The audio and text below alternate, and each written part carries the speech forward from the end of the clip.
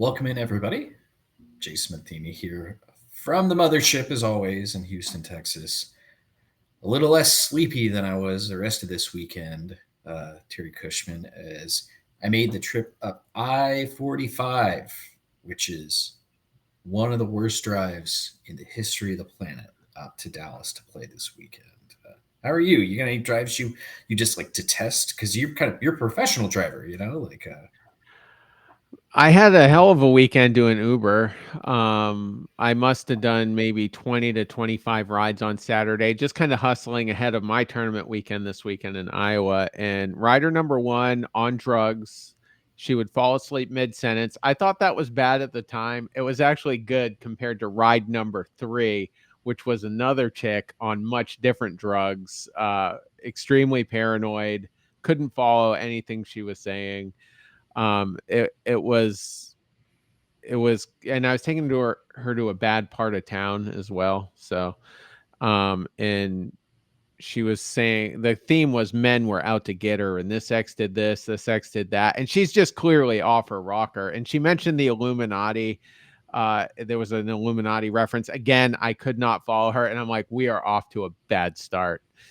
And I figured the Illuminati stuff would be like right up your alley. Like you get the tinfoil stuff going, and I tinfoil was Terry shows up. horrified. I could not wait to get her out of my car. And of course, she had a stop, which was Burger King. And I'm like, please want to go in. Don't make me go through the drive through. I could use like a 4-minute break from you. I didn't say that out loud. Wait, that's a thing? You can like get Ubers and ask them to like stop for food? I've never done that. Yeah. How Yeah. do you do Just that? Do you just at a, ask the driver? at a stop. Yeah. More often than not, it's just a gas station. Hmm. And I have at least three dudes in their late teens, early 20s, between 11 and 1 a.m. that just want to go to a convenience store because they're high and they have the munchies on much better drugs than the other two were on. And they have the munchies, and, so that was mine. But tell me about your drive. I'm guessing Texas, long, boring, flat. Is that why it's bad? Not that one, no. Oh, So, okay. by the way, welcome in, y'all. This is a cribbage podcast, I promise. But yeah, I had a tournament this weekend. So, the drive from Houston to Dallas is all straight highway. It's I 45, this major mega highway. And I feel like it's like white knuckle for all 4 hours that you drive it. As in, like, there's way too many cars on this freeway going way too fast, and you can't just get in a groove. You can't lock in cruise control. You can't anything. You're just in and out of traffic the entire time. And I was very, very tired driving up Saturday morning, leaving at like 3 a.m. So yeah, that was a hell of a day. Played the main, did not qualify. In fact, maybe had the worst bad beat of my life to knock me out in game 21. We get time for me to run? I'm not going to show the cards on this one, but I was dealing at 12, and my opponent was first count from 25, um, and I end up losing like in the dead hole. It Oh, was no. it was really really frustrating. It's funny because the guy that did is nice enough guy, and he's new in the Houston club, and so I'm sleepy and grumpy, and I was trying very hard not to be a dick.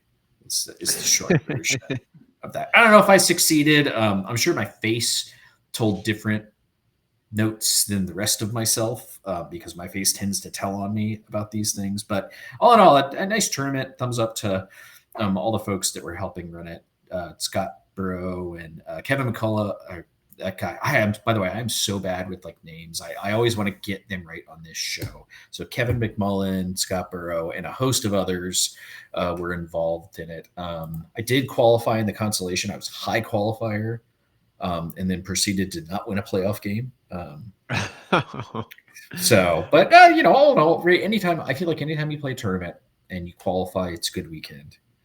Even if you only qualify once, even if you bust, whatever it is good, is a good time, a good event. It gets me that much closer. I'm this close, Terry Cushman, to hitting grandmaster status. I figured it out. I had a slight math error. I'm 24 points away from that MRPs now from hitting that status. I'm sure you hit that one like 50 years ago or something like that. But No, only I'm super fired. 2023 Grand National. I got my board for that. So not even Ooh, that long ago. And then I just flew right through the next level, and I should have my Life Master board coming. I okay. won't be there, but someone will grab it for me. Tisk tisk. Yeah, it's 2 weeks until 2 weeks until from today. If you're listening to this, we are recording this on September 16th. 2 weeks from today, I will be in South Dakota or North Dakota at that point. That's one of the little side trips that I'm going to be doing, is going to Teddy Roosevelt National Park. Next week on the show, a little preview for everybody, we're going to do a Grand National preview of the location, all the places, in my experience, that are a good idea to go to, maybe some that we don't recommend, restaurants, all kinds of just lay of the land, especially if you've never been there. If you have been there and you want to contribute, Cribbage Podcast at gmail.com is the best way to reach out to that. It's a little service we want to do for those who listening to the show are going to buzz out to these events, at least for the major ones. Now, you're going to Iowa this weekend coming up. Is it like a cluster, just the Saturday, Sunday, sneaking in a one day on Friday? How much cribbage you getting in? It's definitely a cluster. I wouldn't get on an airplane unless there were two mains. So you got a Friday single day. I can't remember if it's 12 or 14 games. I think it's 12. I could be wrong though. And then a normal 22 gamer on Saturday. So then I'm flying out Sunday night. Luckily, you can still get back at a reasonable hour, so that's good. The one thing I'm dreading about next month when I go to Washington State is it's going to be a red eye. I'm going to be miserable. I won't be recovered until like Wednesday or Thursday. But yeah, so this Iowa one is pretty good. Hotel was very inexpensive. I think $75 a night. Yeah, all right, nice. Yeah. So, and it gives me a chance to cross another state off the list, as will Washington. Next year, I think the only new one I'll have is New York State when the Grand National goes to Niagara Falls. So, how So, do you classify it? Is it playing a cribbage tournament in that state? Is it staying the night? Like, what do you count when you're crossing off states? oh, that's what I meant. Yeah. How many states I've played a tournament in?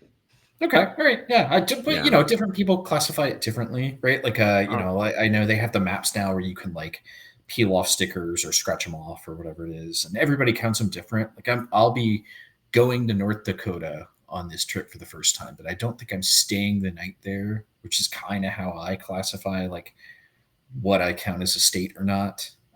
Certainly doesn't count if you've been like in an airport, right? That doesn't count. But if you've I I think if you have a meal in that state, you went there. Okay. All right. Yeah. Yeah. Again, I on think, this show, we that's fair. all right. Well, and again, what does soup count as a meal? Anyway, we're not getting into Seinfeld references. It's another story. But let's jump to the fantasy draft here, and what we're going with on this one is cities where you would like a Grand National to be held. Um, I know for my list, as I was compiling them, I was trying to avoid places where there's already been one, right? Like, but your list is your list, right? Like Terry's list is Terry's list, and the way, just like we did the weird smells draft last week, which by the way, the inbox very interested in that one. Like I feel like people were more into that than you were, but that's another story. Okay. But yeah, I'm happy to take one for the team. I'm a good wingman, so yeah, you're a team player, Terry. Like we have fun on this, and I feel like I would hopefully we're both as giving as we can be. All right, so I've got the very very significant nickel here. I'm gonna flip it, and Terry, which side would you like to call? heads. Okay, all right, change it up. All right, we appreciate it. All right, slap on my hand here, and one of these days somebody's gonna break this down and think I'm a cheater, and that appears to be a tail. So I'm gonna have the first I pick concur. here. And you know what? Actually, I'm going to defer because I don't have like a one that is like my pick. Before we start, are there any ground rules you want to lay for this one? Like like US only, or like anything to include within any boundaries you want to lay on this, or is it just make it your own? I would just say make it your own. All right. All right, so I'm gonna gift you the first pick because there's not one on here that would break my heart if you picked it. So please go ahead with your first selection. With the first selection in the September 16th Grand National location. Oh, before we start, let me back this up just a smidge. So I want to say this before we do this. I don't want this to be misunderstood. This is where I feel like that the nature of this is what we think would be cool to have a Grand National there. Not that we think there should be, because I feel like locations on these things they're really, really hard, right? It's a lot of work. It's a lot of this. It's a lot of that. So it's like if we could snap our fingers and a future Grand National would be there, that's where it is. So without further ado, go right ahead with your first selection. All right, mine is my first one, and I knew there would be no shot you would take this. I would go with Ellsworth, Maine. Now, there was a Grand National in Portland, Maine, 3 or 4 hours south of where Ellsworth is in 2007. And I think the Portland one in 2007 was actually the biggest on the East Coast this century. I could be wrong. I haven't fact checked that, but it did have 400 players. And typically the East Coast Grand Nationals don't perform as well as the Central and the West. What's cool about Ellsworth is it's up on, even though it's kind of far up, it's in the down east area of Maine, is what that region is called. And Acadia National Park is right there, basically, within 20 minutes of it, maybe even less than that. And it would kind of give you a feel of kind of small town coastal Maine. I don't think there's any other place on the East Coast outside of maybe somewhere on Cape Cod where you could replicate that type of atmosphere. I'm not a big seafood guy. So many other people are. That would be a big thing. And so there'd be plenty of sightseeing. Depending on the month. I mean, if it was an October, November Grand National, October would be better because the leaf peepers would enjoy that. But I don't know. I just think it'd be a cool one. And you'd have to either land in Portland and then drive a ways, or you could land in Bangor and you're about 30 minutes away, depending Okay. on what type of airfare you can get. So I think it is practical. And I would love to see one come back to Maine, but in a much different area than Portland. Okay. I shockingly, it was not on my list. However, I want to at least co-sign that one. The idea of going to Acadia seems really neat.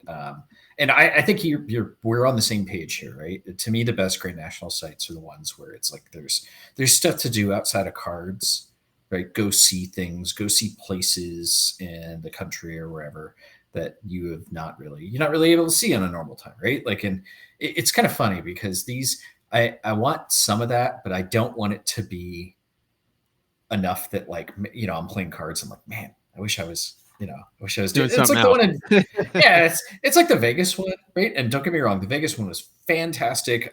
Like thumbs up to like everybody involved. That was a really, really nice hotel. Like, it was a great place. But it was like a couple of times, like, man, I wish I was in, going to see a show. I wish I was, in one of the strip casinos or this or that or whatever it is. But no. So okay, Ellsworth, Maine. Is that spelled like two L's? I'm just scribbling. I know nothing about two L's. Okay, I know nothing about Ellsworth, Maine. Okay. All right. So for my two picks here, all right, my first pick is going to be San Diego, California. Have you ever been to San Diego, Terry? No, but it was on my list. So tell Okay, us all right. more. Hey, a snipe. So I've been to San Diego a couple of times, and they say it's like if money doesn't matter, it's where like everybody would pick to live because the weather in San Diego is great all the time. It's always sunny. It's on the water. It's like 75 degrees like forever, like just around the 12 months. Just really beautiful out there. There's things to do. There's good food. There's great little districts. For the baseball people, there's a ballpark, right? So just an amazing place. It's like, again, if money didn't matter, if I hit the Powerball tomorrow, San Diego would be on my short list of where to live. So So yeah, San Diego is great. If you get a chance to go, I would highly recommend it. I think there are tournaments out there. I know that like John Kern, who's passed away, I know he was from the San Diego area, and I want to say there's still an event out there once a year, something like that. I don't know. Somebody can fact check me on that. I'm trying to peek at the tourney schedule as we do this, but yeah, that's my first pick. Right, my second pick. I got a lot of things to choose from here. Um, Goodness. So look down at my sheet. There's so. You know what? I'll take Seattle, Washington for my second pick. Um, another city you've been to or never been to, Terry? Never been to Washington State. Okay, all right. So your first time for that coming up in December is when that Long Beach one is, I think. Yeah, and I'm not sure if I'm going to land in Portland or Seattle yet either, whichever one gives me the better flight plan. So there is a chance I could land in Seattle and maybe have a meal or something. Okay, so check it off your list in that way. Yeah, Seattle's just a cool city. It's one of those. It's again a little too expensive for me to like live in, but there are things to do out there, right? And it's accessible to everything. My boss lives out there, and he keeps trying to sell me on like living out there, and I'm like, I don't think like do I get a cost of living adjustment? He says no, and I go, well, no, it's not going to happen. But yeah, Seattle's a neat area, just a place I would like to spend some time at, and that's where kind of my list like checks off there. So okay, so I've got San Diego and Seattle. You've got joining Ellsworth, Maine. You've got the next two picks here, Terry. Yeah, so number 2 on my list, I haven't really researched much about it, but I just think it would be a cool reason to go. Would be Anchorage, Alaska. So I don't know what month you would do that. Hopefully September or October. You don't see a lot of September Grand Nationals anymore, by the way, but it used to be the normal month for them, in the previous decade. But I don't know if there's ever. I don't like snow, for instance, so I don't know if there would ever be a different reason for me to go to Alaska outside of a cribbage tournament. But you don't need a passport to get there, and I just think it would be cool one time to have that tournament in that state. So Okay, that was on my list for the record. I was probably going to take it with one of my next picks. So I think that might be one of the first times you've ever sniped me on this program. Normally we're thinking quite different, but I think I'm on the same page on that one. So good pick on that one. All Terrible right. pick on that one. Thanks a lot, Terry. Do I get one more? I think I Yeah, do. you get one more, Well, and two then more. me two, Yeah. and then yeah. So Okay. one more immediately, I should say. Since you sniped me for San Diego, I have to go with a different warm climate, and I'm gonna go with Fort Myers, Florida. And I would Okay. recommend this be in the month of November because it's further out of hurricane season, and it could be more attractive to people wanting to fly out of, for the people in Minnesota, Wisconsin, Montana, Maine, anywhere in New England, basically, to get to a warm weather state. And I don't know, I could have picked Miami, Tampa. I mean, anywhere in coastal Florida would be fine, but Fort Myers, I think, would be safer to be on the Gulf side in the event of a hurricane. You're less likely to get hit on that side.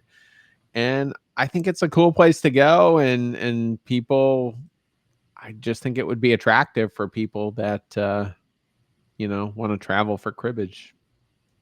Yeah, I had some Florida stuff on my list, and as a somebody who's born and raised in Florida, a Florida idiot, if you will, um, yeah, like the Gulf side is better for the record. Let me say that aloud for anybody. Sorry if I'm taking off. And as somebody who's born on the Atlantic side of Florida, like Jacksonville is very, very northeast Florida. Um, but yeah, the Gulf side is prettier. Like it's at least in Florida. In other places, not so much. Like I'm technically on the Gulf in here in Houston, and you don't want to go anywhere near the water there because it's brown and gross and this and that. But yeah, Fort Myers being the one that you picked, I guess, is interesting. I guess there's a lot of like northeasterners that move down to that area, so it seems like that's why that would like connect with you. I think it's like, what is it? I think Fort Myers is where all the Boston people go, and I can't remember where all like the New Yorkers go. It's like, but there's different like zones within each of those. So thanks for infiltrating my state with you like loudmouth, like Red Sox fans and stuff like that. All right, I got 2 picks here. I really want to pick something like really weird, like, especially since we're so open. I want to pick like the moon or something, right? Like just go completely out of the box, right? And, even like places like, I don't know, just places around the world that I wouldn't want to go to.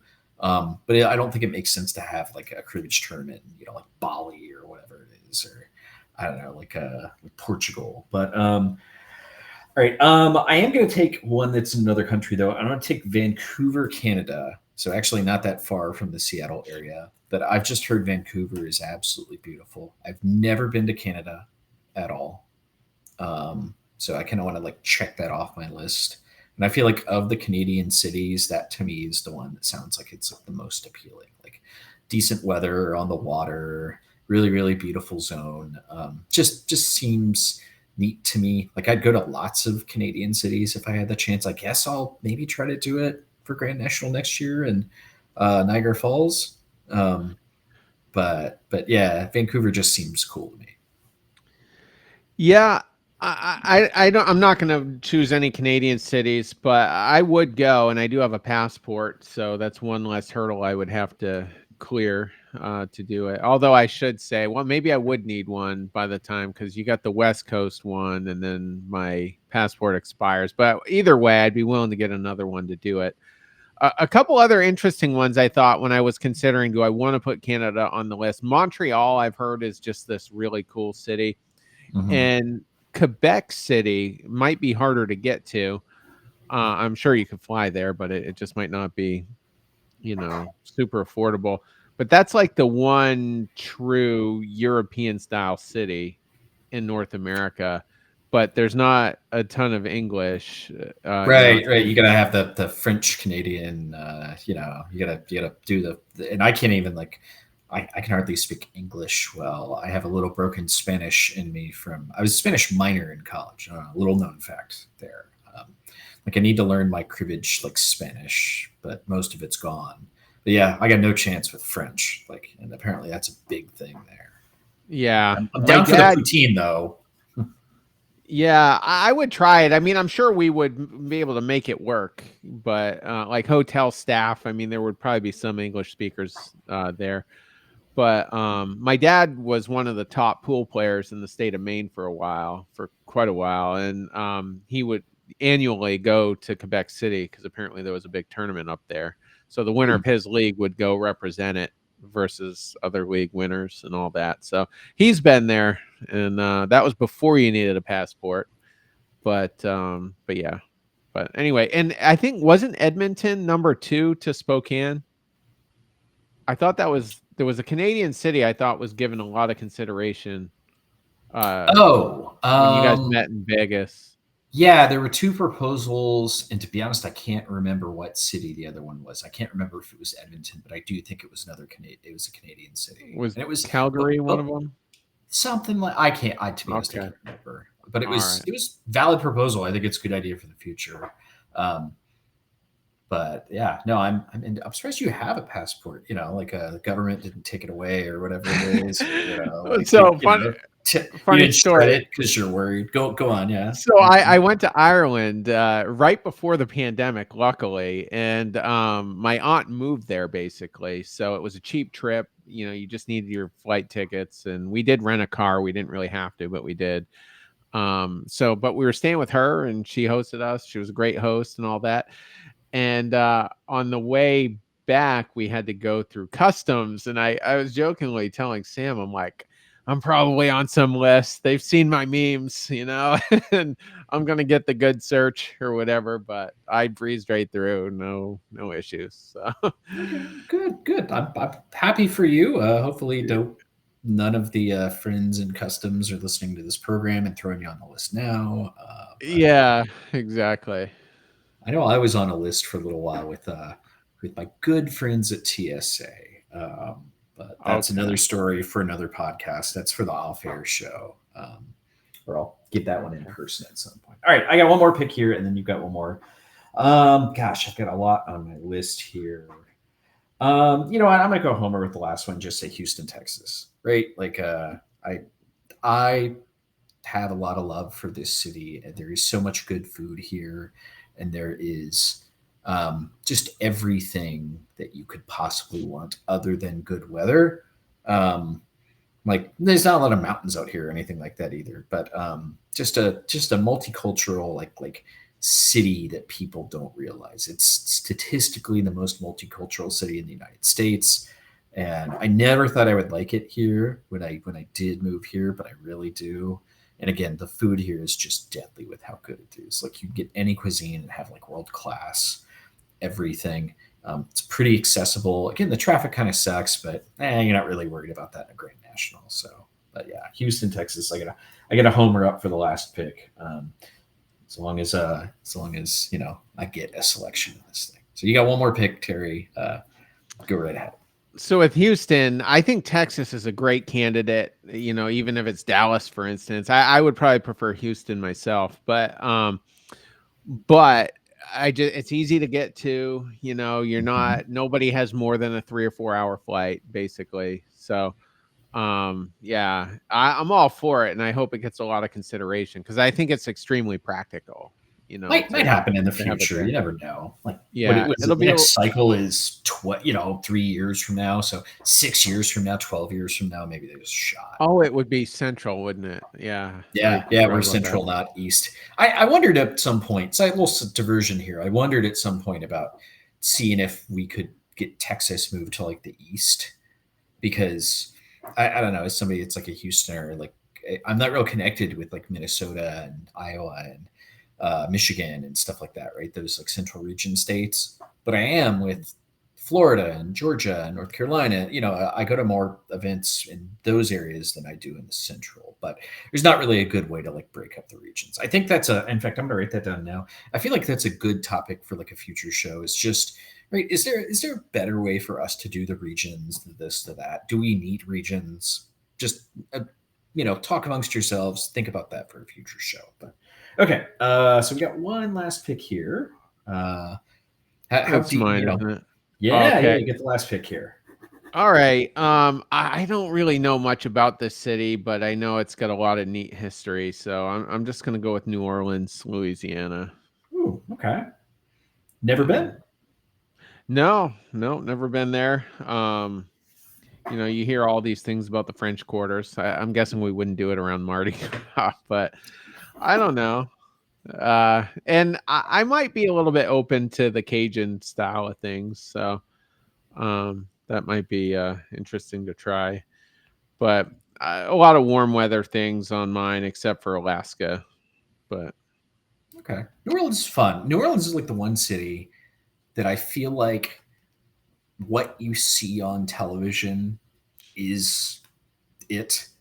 It's yeah, like you go out to Bourbon Street on like a Tuesday night and it looks like what you would see on like the whatever shows. But, because there's people chucking beads and things like that. It stinks out there, I will say. it Um, stinks. yeah, it stinks. It's the French Quarter smells like what you would think it smells like.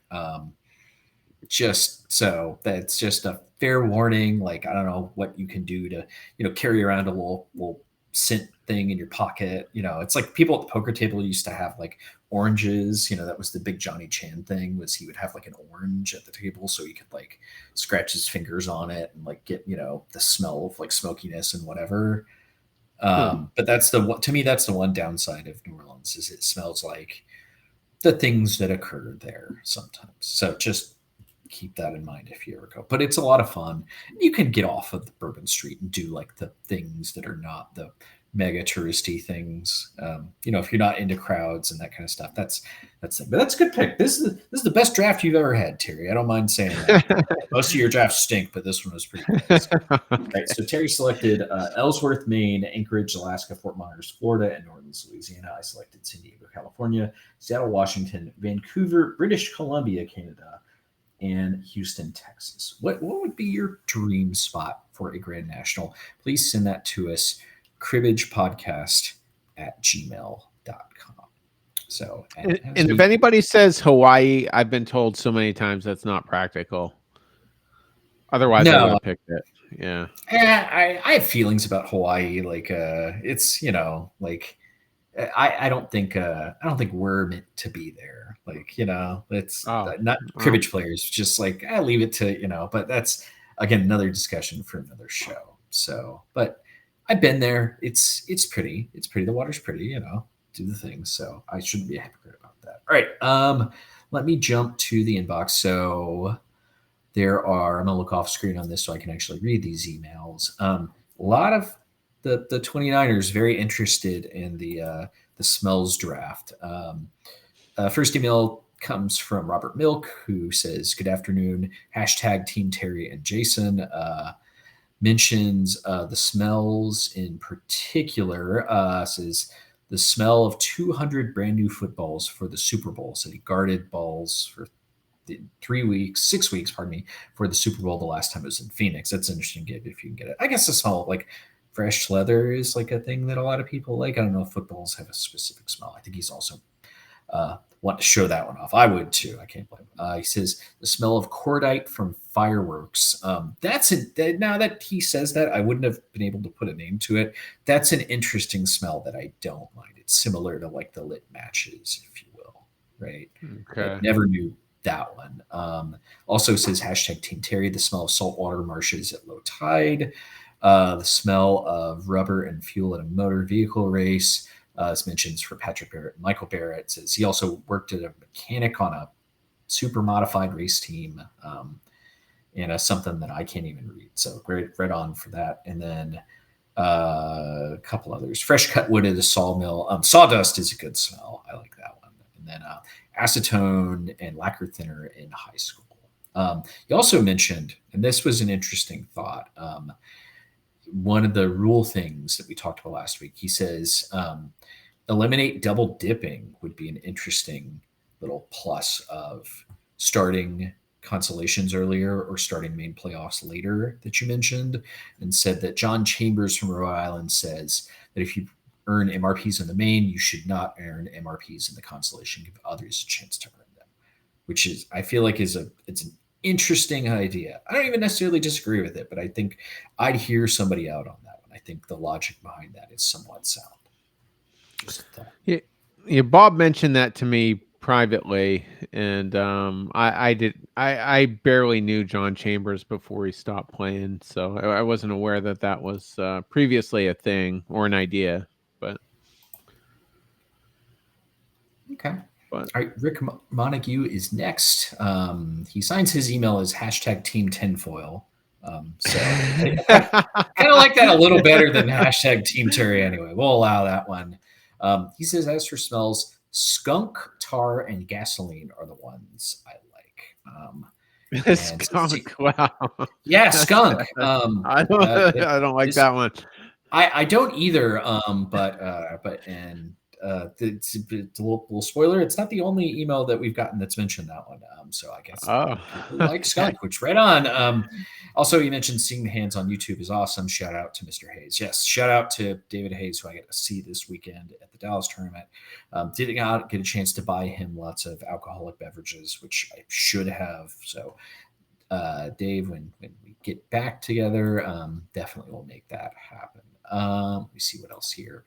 Terry Goats checks in and says, my favorite smells are at the auto mechanic shop. Loves all the smells: gas, oil, grease, antifreeze, brake fluid, transmission fluid, and even rubber tires. I should have been a mechanic, but I hate working on tires. Jason, see you in Deadwood. Thank you for that email. Rubber tires is a good smell. I think that's a good thought on that one. Yeah, I mean, I've had to sit in a waiting room at a tire shop. Well, I got new ones on my car, and it hits you right in the face as soon as you open the door. Yeah. It's again just different kind of ones. That's the nature of the weird smells. And then Ezra KZ, I hope I'm saying that right, mentions. So you asked about strange smells you like, and I just had to weigh in. One smell that I enjoy for whatever reason is skunks. Um, Now it makes me wonder if people are, just now realizing this. I hope nobody's making like a pun about cribbage skunks or whatever it is, and I'm just going completely over my head. Right? I do like smelling skunks in that manner, but that's another story. So yeah, appreciate that one. Great show. Keep up the good work. And he sent a couple of hands. In fact, a couple of people sent hands. My apologies to um, those folks because we're gonna have to wait to do their hands till next week because I feel like I want to do the visuals on those. So to oh, you know what? Let's do one. We're gonna do an in game one here, and I don't think it works with the visual, but I do think it's worth talking over. Okay. And this one comes from fellow board member and uh, hashtag Team Jason or Tammy Gibbons, who says greetings, hashtag Team Jason, but hashtag no olives on pizza ever. Which we'll allow that hashtag for now. Sounds like Team Terry to me. No, if you want to try to negotiate with Tammy on that one, good luck. Had a hand the other day and wondering how the team of awesome would handle this. So she is dealing and is in hole 118. So, and the opponent is in hole 118 as well. The hand with no flushes is ace, 2, 7, queen, queen, king. Now, I think the hold's pretty evident here, but just for sanity's sake, what would you hold here, Terry? I would toss the queens.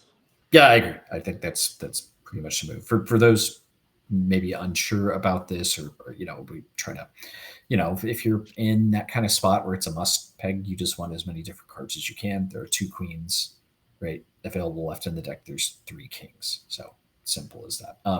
So the cut was a queen, and the pwn led an ace. What is your play?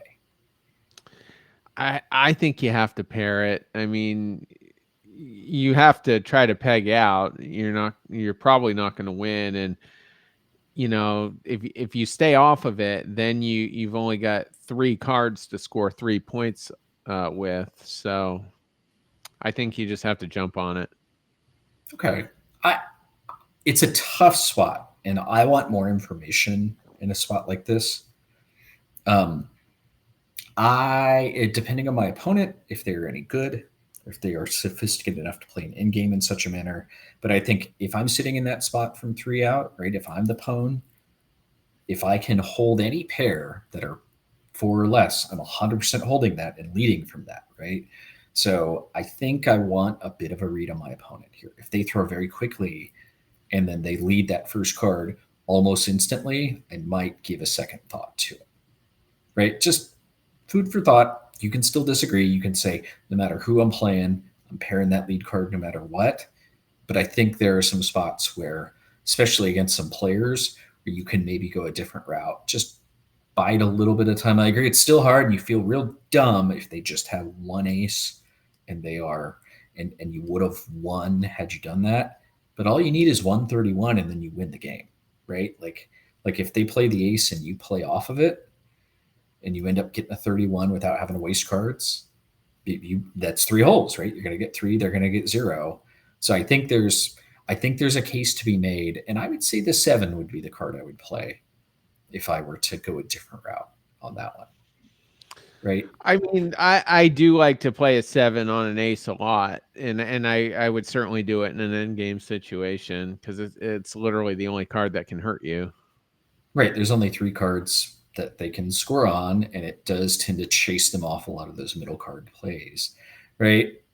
In this spot with that hand, like ace 2, 7, king, it's not a great pegger in this spot, but I just feel like you can maybe wait a little bit if they tip their hand in that spot. Maybe you play the 7 and they play their ace then, and then you snap on it, right? So I just thought this was an interesting one, and I think there are some cases. A lot of people don't do this, and they are going to pair it every time. In fact, that was quite a spirited discussion that happened in Raleigh with you and me and Davy Vowles and Voldemort amongst other people. But I think there are some places where you can lay off that first card. Again, I want info from my opponent, but you're not always going to get it. So, okay, well, appreciate that email, Tammy. We had one other hand, but again, I think we're going to wait that one because I want to show the actual card. So without further ado, we're going to try this technology here. See if we can show. Did it work? Did I screw it up? No. We're still working on it. No. All right, hold on. We're almost there. Here we go. There we go. Okay. So I think we are out of order on this one, but whatever, we're going to do it anyway. This is a hand I submitted, and this is from this Dallas tournament. So cards are showing up here, but again, we have to do it for the folks not on the noobs, not on YouTube. So you are first count in hole 92. Your opponent is dealing in hole 87, and the hand I was dealt in this spot is 222277. I did not stutter. That is 4 2s that I was dealt along with 2 7s. It's your opponent's crib. Terry Cushman, what is your suggestion for this one? So if I was just a few points further up, it would be a much easier decision. I probably would break it here and keep 3 deuces and a 7. And that'll get me to at least the 98 hole. I feel like maybe I can pair a couple of deuces, later in the count, but I'd probably break it up. Okay. That's what I did as well. I promise I wrote this down before it happened, but I missed the cut. I just got my 6 points, and I think I got 1 peg. And I ended up dealing short from hole 99 and losing this game. So I win the game if I throw the 7s. But again, like method over like result. I agree with you in that, like, if I was just a little bit further along, I would feel much better about throwing the 2-7. And if I were, say I was in hole 91, 90 for sure, 91, I would have to give it a little thought. But I don't like the 7s in that spot with my opponent dealing at 87. If they were maybe a little further back, right? If they were dealing at like 85, then I might have a little less pause about throwing the 7s. But this is one of these, it was a real tight squeeze for me. I genuinely sat and thought about this one for a good 45 seconds, I would say. So. Yeah, it was an interesting spot to get dealt that. Yeah, if you break the cut, do you leave the 7? I don't like it because, I mean, you're not going to be able to run out your deuces. And I just feel like you're asking for a ton of trouble. I feel like if I lead the deuce and then play the 7, I still have a decent shot to get 2 deuces in at the very end. Okay. I just don't. If they have all small cards, I would feel like crap if I let them peg 6 to 8 points on me. Right. You lead the 7 and they play a 3 and you go, oh, right. Or even the 4, you go, whoa. And then I'm just going to be mad that I didn't check the 7s after giving them all those points anyway. Okay. All right. Well, that was a fun one. Let me try to get this back in order. I think I screwed up the way that we're trying to do this. No, okay. Next hand still works. Okay. So next hand. Oh, whoops. There we go. Okay.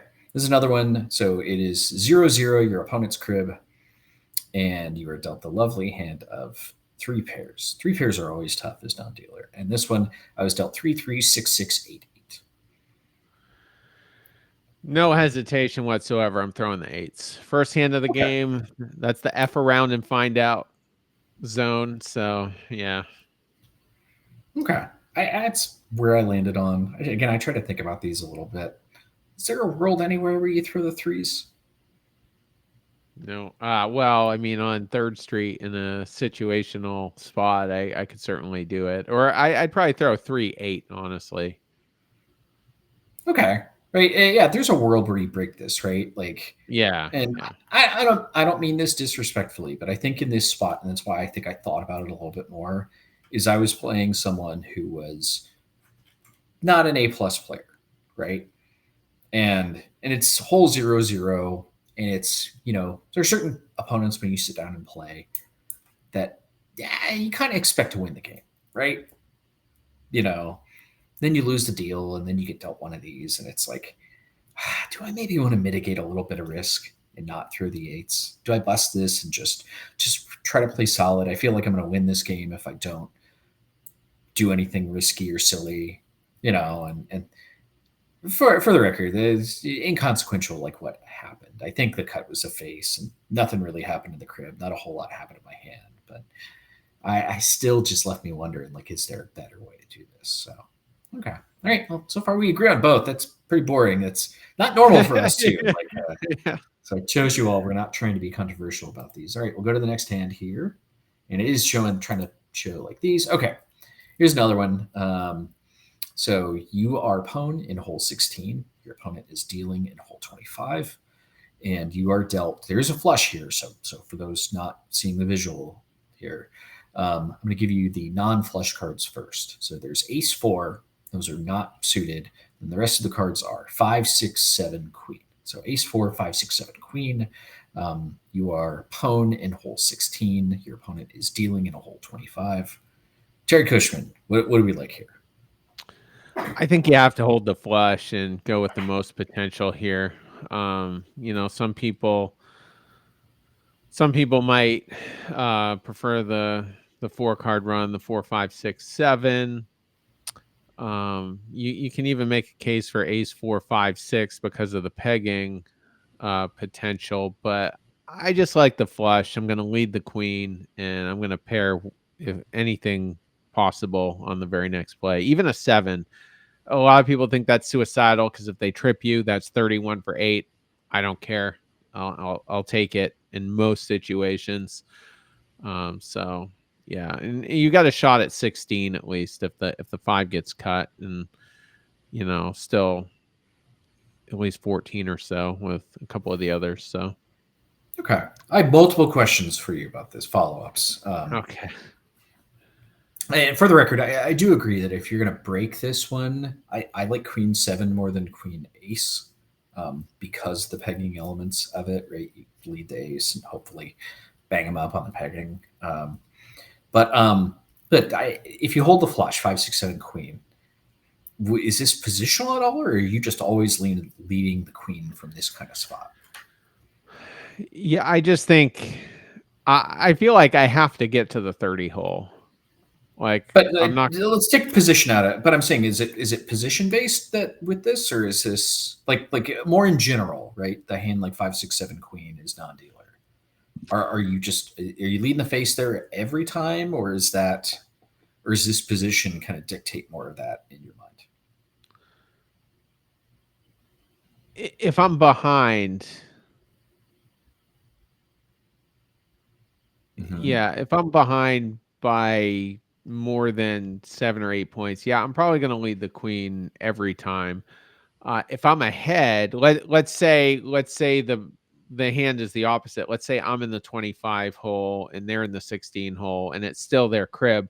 Then I might lead the 7 there, or Okay. or even a 6. Yeah, I'm not necessarily going to lead the queen in that Okay. spot.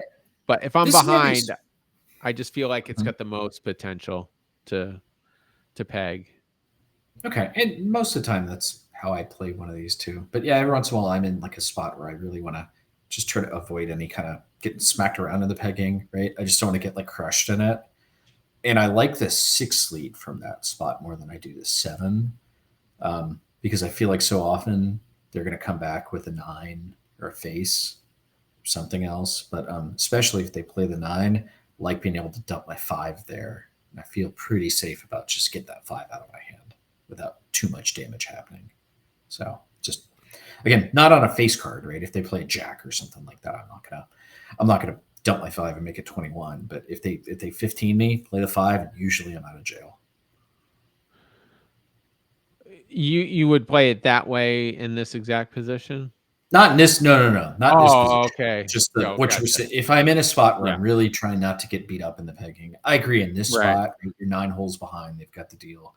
You're already hurting in this hand. I do agree. Like hold the flush, lead the queen, take almost anything. I might give a little pause if they play a 7 on my face. I might, and depending with the speed in which they played it, I don't love that one. Um, but sometimes it's the best of a bad decision. Again, to me, and this is where our play differs so much. To me, so much depends on my opponent, how they like to play things. Do I have a read on the situation? How quick did they throw? all these factors are like buzzing through my little psychopathic mind with these decision kind of sway it just a little bit. Just food for thought. All right. Moving on. All right, this is. I think we've got the Terry hands coming up after this one. You got the boring Jason hands here. All right, so All good. all right, so this is your crib. So you are in hole 82, and your opponent is in hole 89, and you are dealt 1, 2, ace 2, ace 2, 4, 4, 4, 5. So you're dealing at 82, your opponent in hole 89. Ace 2, 4, 4, 4, 5. Terry Cushman, what do you like here? You could go for the Hail Mary, throw the ace 2, pray that the 3 cuts. That's your bingo card. But I don't love this, but I'm probably going to throw deuce 5 here. I don't like that I'm putting myself in a potentially trappable spot, but I just think realistically, my better overall net gain here is to keep the shot at 12, throw the deuce 5, hope for a face card, and that's what we'll do. I mean, if they have a double digit hand here, you're probably cooked anyway. But that's my throw. Okay. Just position doesn't change anything for you here. Like, walk me through how you're seeing this position, because I see this differently. But I want to hear your logic before I rip you, and then after I'll tell you why you're wrong. Yeah, I guess I'm just willing to let this hand play out the way that, however it does, and then the next hand, if I want to try to go for a big defensive stop, I'll try to do that. Like if they end up in the 98 hole, for instance, maybe I'll king 10 them, king 9, and just fully break up my hand. But I just don't want to. I just don't want to run the risk of leaving myself short. If you throw the ace 2 here and you just completely miss, you're not going to be far enough up, and they might still be. So I just don't like it. Okay. You could throw 5 ace as well, but yeah. No, I don't think. I I think that's wouldn't. the I one. wouldn't. I wouldn't. No. I think that's the one you can't make an argument for here. So, okay, to me, its position is dictating this, right? You're dealing at hole 82, which is really, really hard to get out from. And so you need something really, really special in order to deal out. I don't know, like ace 2, 4, 4, 4, 5. I think you have to take a swing at the Hail Mary here. That's mixing my sports metaphors. Like you have to take a swing at the home run here. Okay. See, that gets You have to football the baseball here. yeah, exactly. So you've essentially got 2 cuts to, I don't want to say stay alive, but 2 cuts to give yourself a chance to deal this one out, right? So if you cut the 3 or the 6, then I think you have a chance to deal out from this spot from 82. It's not guaranteed by any stretch. Even if you hit it, you could hit the 3 and still lose this game very easily. But with my opponent in hole 89, I am not liking my chances of them just ending up short. If I whiff the cut, yeah, I'll try to play defense, right? Even if I don't murder this cut, I'm still gonna try to lock it down and try to hope that they end up short. But I just think this screams a go for it spot, dealing at 82. There's so little percent chance that you're going to get out from here. So I think you just have to take the big swing. And for the record, this is another one from the weekend. I cut a 7 in this spot, and I just tried to like lock it down. I think I still lost a game. I don't remember how it ended up. Like 7's decent cut from that one, but it just didn't really get me anywhere. So take that for what it's worth. All right, let's move on here. And next hand, this appears to be a Terry hand here. You want to introduce this one, or you want me to run through this for the folks? I can run us through it. So Okay. I'm in the 98 hole. Opponent is in the 101 hole. It's dealing in the 101. Yes. Yeah, dealing 101. Yep. So I'm in bad shape here positionally, and I am dealt 2, 3, 3, 4, 8, 9. This is a good one, Terry. I I like this hand because to me, I think we can agree on the position, right? This is generally like an all defense spot. It's like it's your only chance to win this game. You're 23 holes out. The most you can keep with 2, 3, 3, 4 is 17. Three cuts, 17. Yeah. Um, that means you still gotta peg 6 holes. But that being said, I am throwing the 8-9 in this spot, and I'm throwing it kind of as a defensive play here. It's that all or nothing throw. I love throwing the Voldemort taught me the 7-9, the everlasting Rob Stopper, we call that one.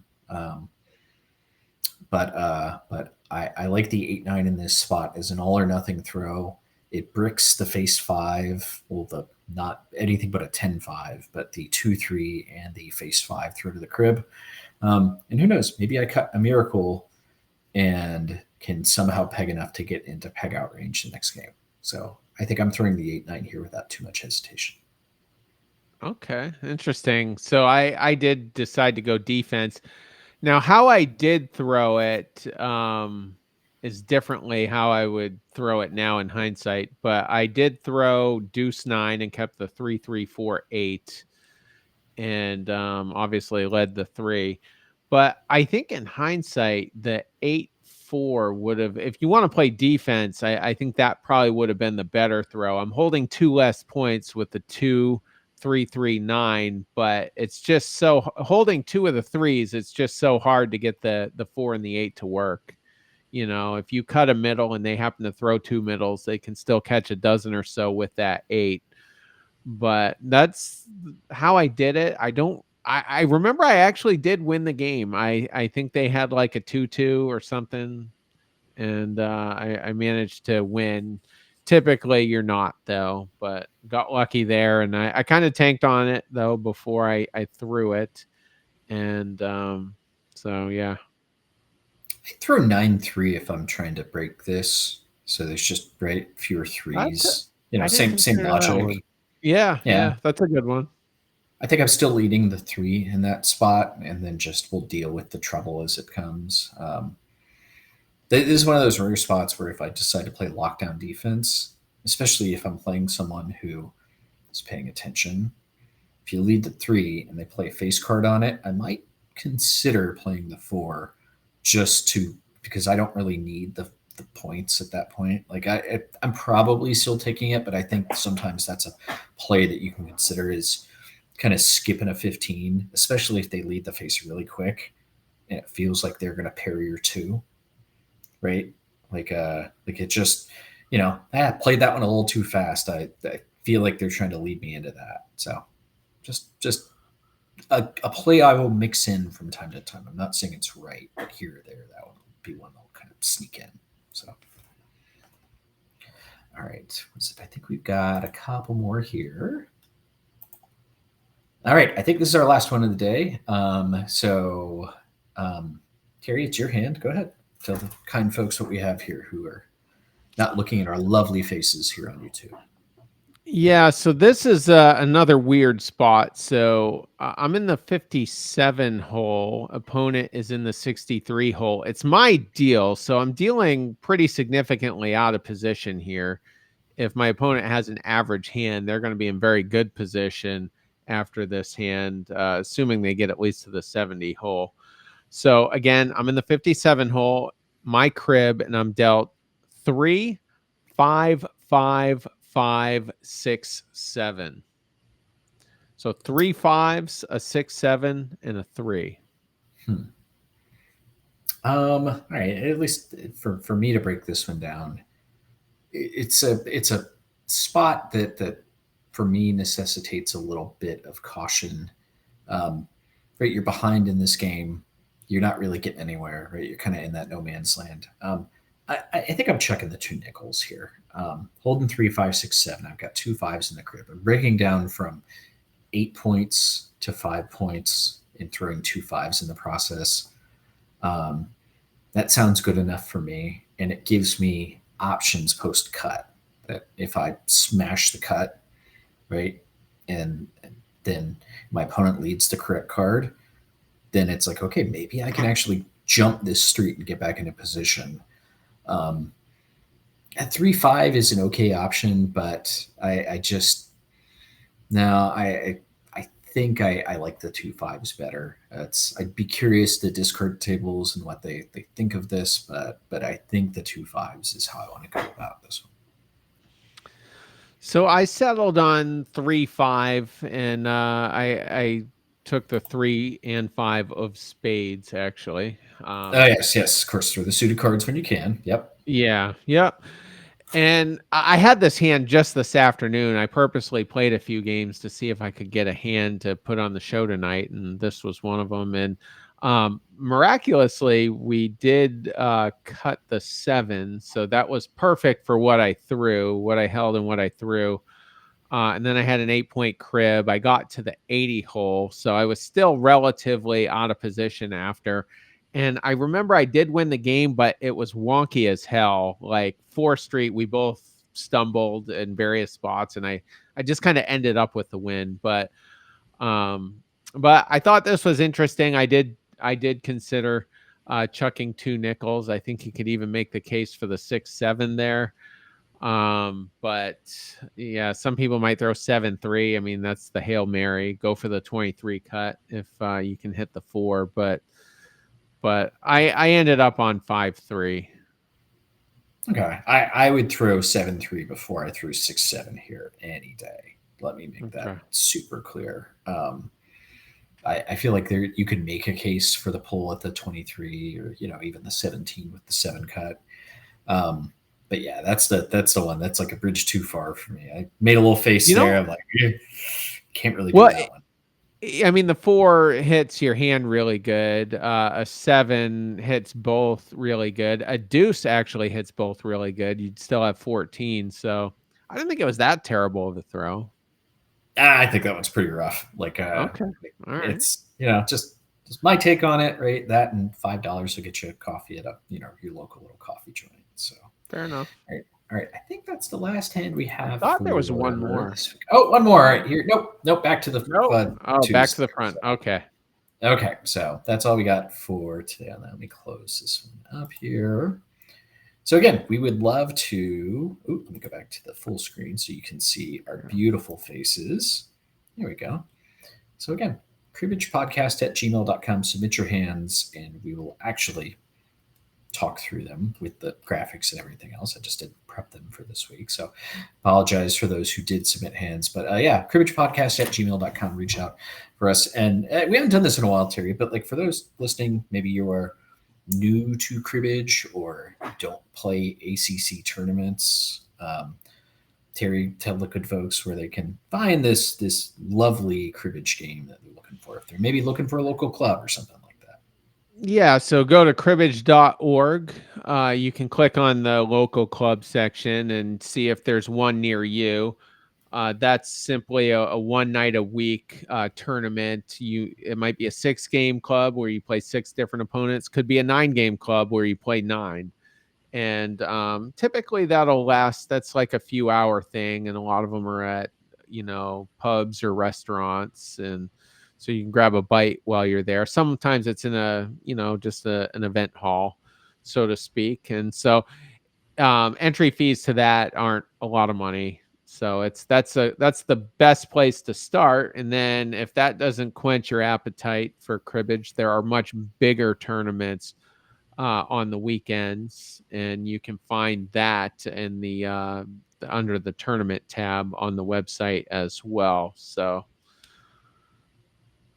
you Yeah. want to Look, join the cult, that's where you do it. yeah. For the record, and I think this is a neat idea, we do a thing at our club, our little grassroots club, that we say the first one's free. It's like a drug dealer, right? Get you hooked. Yeah. But yeah, new people, there are no like entries. I know there's also options for like younger folk, right? If you're under the age of 18 or something like that, I think there are options that most clubs will offer where you don't need to pay anything. So just let's not let dollars be a deterrent to cribbage. It's not like poker. There's no $5,000 buy-ins. There's hardly even like $100 buy-ins for tournaments. So there are, and we have a lot of fun. We all like to, most of us like to gamble a little bit. There's a reason we're playing this silly, stupid card game. But yeah, there is a tournament for almost everybody in the whole country. A couple of pockets where, maybe there's not a club yet. Maybe that's something you want to start. So, but reach out to us, cribbagepodcast@gmail.com. We'd love to give you all the information, run through the things. So, well, Terry, I hope you have a blast at the corn zone that is Iowa. Are you going to go see like the baseball stadium or anything like that? You got any fun things on the plans for going out there? I really don't, but I am getting a rental car, so I could certainly venture out, and I'll probably hit up a pub or something just to see what the locals look like. There you go. Just Yeah. break out your Red Sox gear, and I guess most Iowa people are Cubs fans. It seems like Cubs and Red Sox are generally good. I don't know if there's I don't know the baseball allegiances, right? Like I don't think there's like an ugliness between Red Sox and Cubs fans. Kind of the long suffering folks who both had some success here or there. It's funny you say that because we won the World Series in 2013. That next February was Reno because it was still in February back then, and I was connecting through O'Hare, so I sat at the Cubs bar and I had my Red Sox 2013 championship hoodie on, and the bartender gave me this dirty look, and he goes, you gotta be 21 to sit at the bar. And I'm like, well, I'm 30, so I guess I'm good. And but I just felt kind of annoyed. I'm like, we had our curse too. Like, I can sympathize a little. Like, but yeah. But so if any Cubs fans hassle me in there, I can more than hold my own in Iowa with I have baseball. no doubt of your ability to argue through a baseball discussion over a malted beverage here or there. You guys don't get to see it that often, but I am an elite shit talker. So, No, bring it in just about any situation. I am more than I used to mouth off to inmates for a 3-year period when I was a corrections officer. So, that's right in my wheelhouse. all right. Well, we will leave it there for the smack talking Terry Cushman, Jason Matheny here from the Mothership. Wishing everybody a great week, good cards. Thank you all for listening.